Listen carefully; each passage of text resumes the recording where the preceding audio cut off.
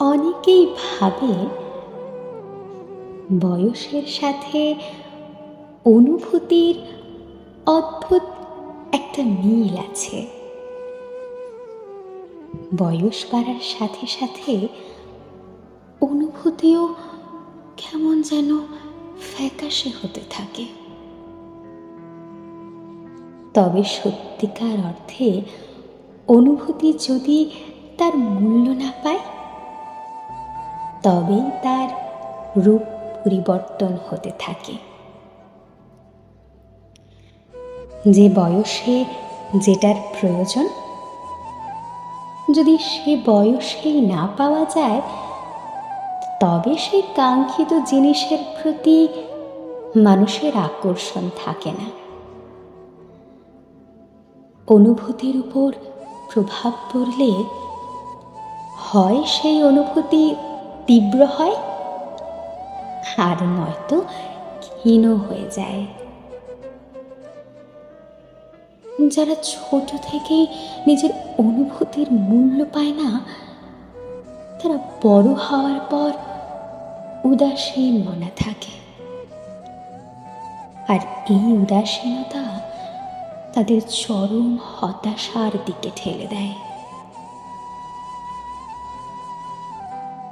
অনুভূতি খুবই মূল্যবান একটা জিনিস। এই অনুভূতির বলেই মানুষ ভালোবাসতে শেখে, হাসতে শেখে, মায়া করতে শেখে, সহানুভূতি আর সমানুভূতি কাজ করে মনে।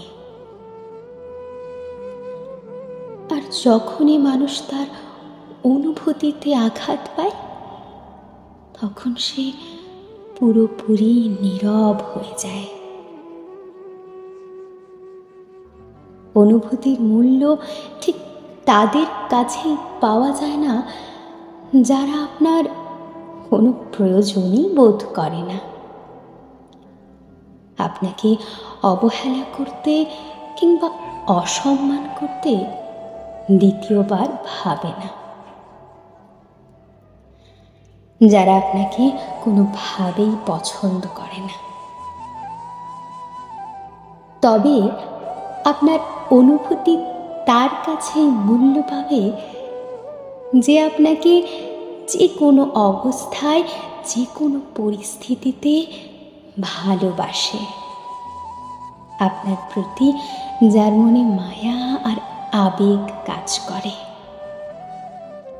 যে আপনাকে ভালো রাখার জন্য সর্বাধিক গুরুত্ব দেয়।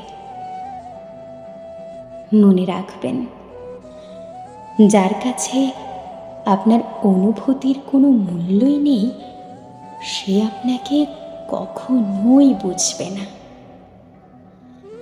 যে আপনার অনুভূতি বুঝতে পারে না, তার কাছে আপনার ব্যথাগুলো কেবলই হাস্যকর।